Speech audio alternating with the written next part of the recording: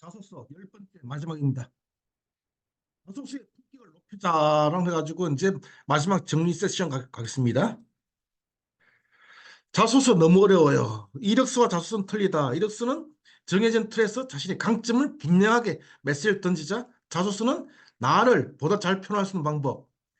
요 옆에 있는 것들이 이제 자소서 중에 하나인데 이제 저는 이제 경력이기 때문에 주요 성과 위주로 해서 저는 언제부터 언제까지 어디에 근무했습니다. 거기서 근무하면서 어떤 일을 했고 또 그걸 통해서 얼마 전 성과를 냈습니다. 이 성과에 대해서는 숫자화 시키는 게 가장 좋습니다. 그래야지만 구체적으로 내가 무슨 일을 해서 이런 성과를 냈었구나라는 것들을 이제 이해할 수 있으니까요. 그래서 자소서는 분명하게 경력직 같은 경우는 숫자를 기입해서 얼마 매출을 해서 기여했습니다. 또 조직 관리를 했었을 때 어떤 얼마만큼의 조직을 가지고 운영을 해봤습니다라는 식에 있어서 숫자화를 정량화시키는 게 가장 좋습니다. 왜냐? 말은 사실상 뒷받침해 줄 수 있는 것들이 크지 않습니다. 그렇죠? 그래서 근데 숫자는 나의 말을 뒷받침해 줄 수 있는 게 바로 숫자니까 정량화된 숫자를 쓰는 게 가장 좋다라고 말씀드렸습니다.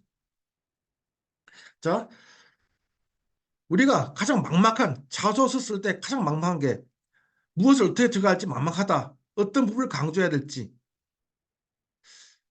나의 장점을 잘 몰라서 사례를 삼을 만한 어떤 사건이 없어서 인턴 대외 활동 경험이 부족했어.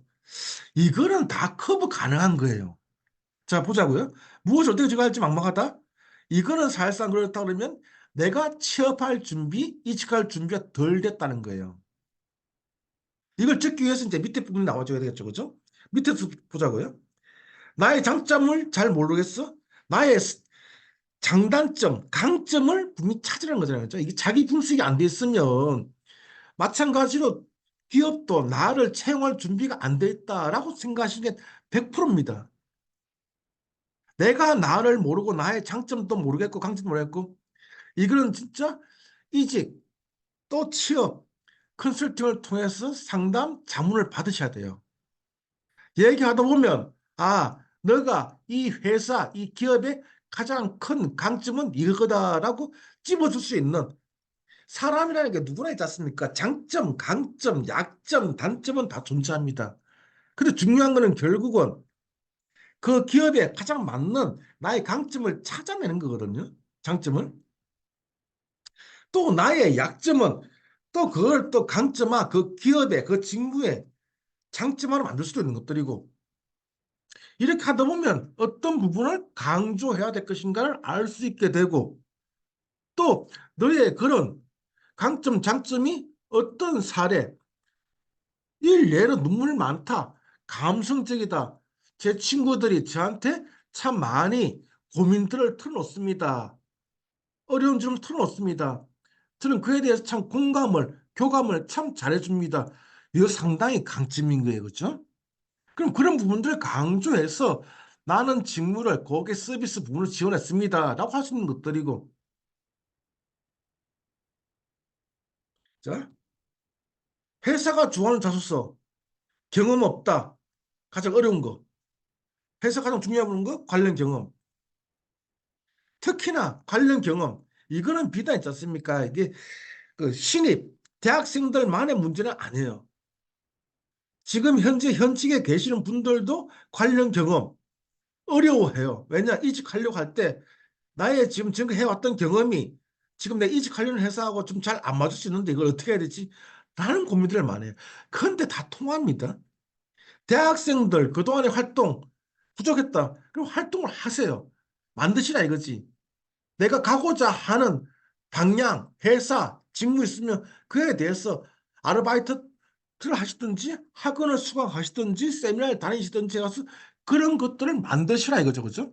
이도 저도 없으면 나는 취업할 준비 안 됐고 그냥 운 좋게 하다 보니 어쩌다 취업되면 좋은 거고 안 되면 어떡하죠? 누굴 탓하죠? 회사를 탓하고 사회를 탓하는 게 아니고 나 자신을 탓해야 돼요. 왜냐? 나는 그에 맞게 준비를 덜 했으니까. 결국은 준비된 사람들한테 기회는 또 오게 되어 있거든요. 경영직 같은 경우도 마찬가지로 전혀 다른 직종, 유통에서 하다가 제조로 갔다. 그 유통과 제조는 또 틀리죠, 그죠? 당연히 그죠? 근데 유통의 경험을 가지고 제조는 제품을 만드는 거예요, 그죠? 그럼 제품 만들어서 어떻게 하죠? 유통 통해서 판매합니다. 온라인 판매하든 오프라인 판매하든 제조업체들 유통 업무 아는 사람들 상당히 좋아합니다. 제조업체, 유통업체도 마찬가지로 제조 경력 좋아합니다. 왜냐? 유통도 자체적인 브랜드, 제품 기획, 상품 기획, 또 제품을 직접 또 제조 생산까지 들어갑니다. 그렇죠? 그러니까 이제 유통업체다, 제조업체다, 산업에 대한 경계는 없다는 거예요. 중요한 거는 대고객, 고객들이 어떤 제품, 어떤 서비스를 좋아하는지를 찾고 그에 맞는 상품과 제품을 소싱, 제조, 생산하는 게 가장 중요하지 않겠습니까? 그러니까 그런 경험들은 다 통할 수 있다는 거예요. 모든 산업에서는. 중요한 거는 대고객 관련된 제품과 서비스력을 갖춘 있느냐, 없느냐의 차이를 보여줍니다. 소비는 결국은 고객 소비자 해주는 것들이고 고객 소비자는 항상 이동할 준비가 되어 있는 거고 항상 그 기업을 그 제품을 그 서비스를 배신할 준비가 되어 있다라는 말이 있습니다. 그에 따라서 따라가지 못하면 그 기업은 결국은 생존에 이제 문제가 생기는 것들이겠죠, 그죠? 불필요했던 점과 어떤 노력을 했느냐? 가장 불필요한 거, 뭐 경험을 정리하기, 이거는 진짜 제가 말씀드리지만 이면지에다가 하나하나 본인이 해왔던 걸 적어보세요. 적어보시고 그거를 하나에 잘 꿰어내야 돼요. 구설이 서말이라도 꿰어야 보배가 될 수 있는 것 같습니까? 그죠? 내 경험들을 다 이면지에다 쭉 적어보시고 그걸 어떻게 엮어낼 것인지 어떻게 끼워낼 것인지 그게 이제 가장 자소서의 핵심이라 보여집니다. 특별한 인상을 주지 못한 자소서, 인사 담당자 꼽은 최악의 자소서, 중원, 부원, 요점 없는 자소서. 우리는 글 쓰는 게 상당히 좀 대부분 보면 취약합니다. 그렇죠? 글을 쓸 일이 별로 많지 않았던 것 같아요. 지금까지. 초, 중, 고등학교 보자고요.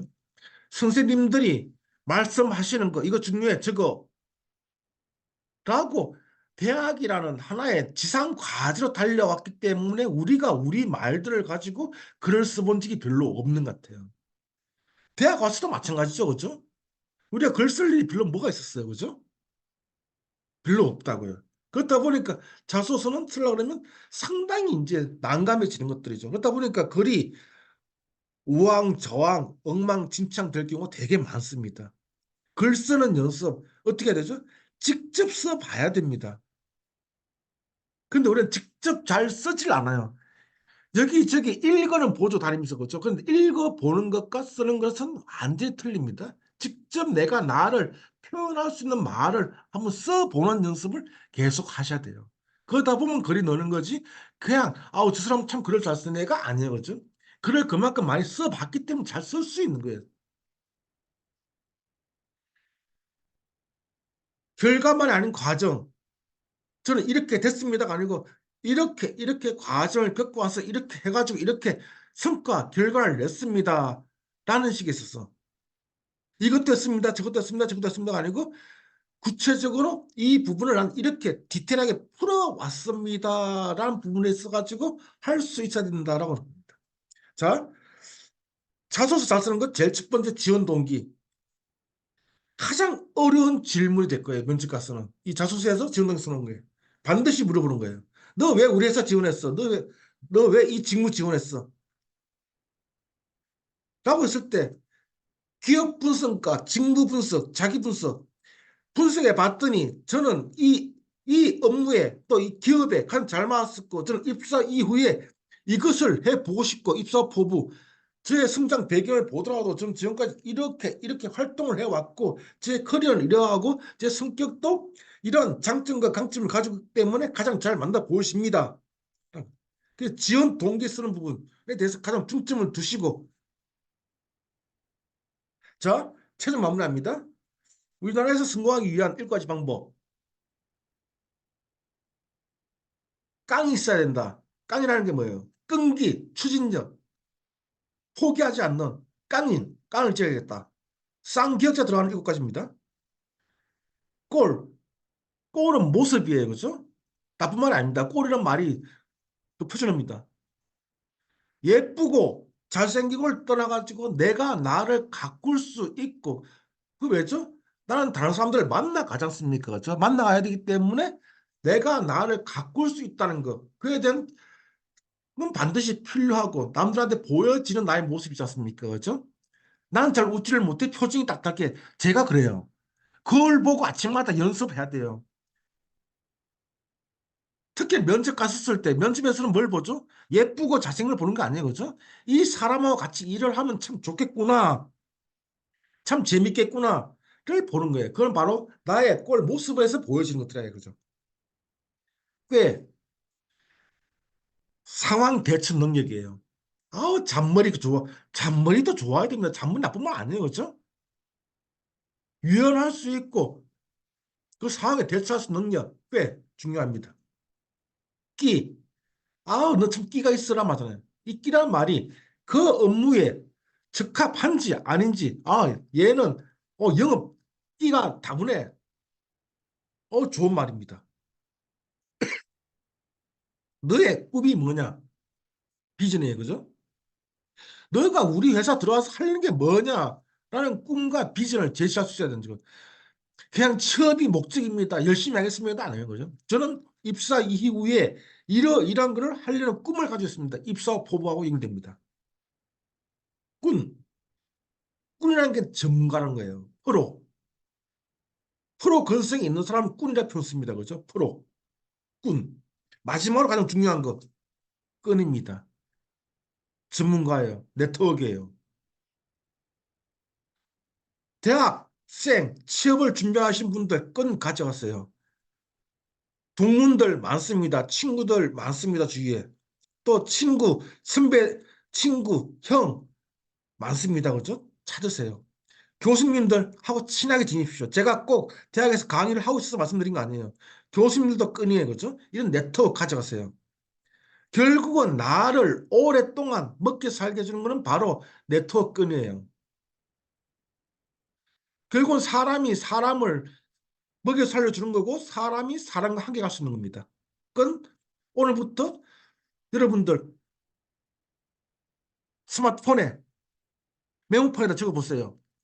내 끈은 누구누구가 있는지, 또 그 끈이 어떤 끈인지, 유통의 MD꾼, MD 관련된 끈, 제조업체 어떤 것 끈 잡아보시라 이거죠. 네, 고맙습니다.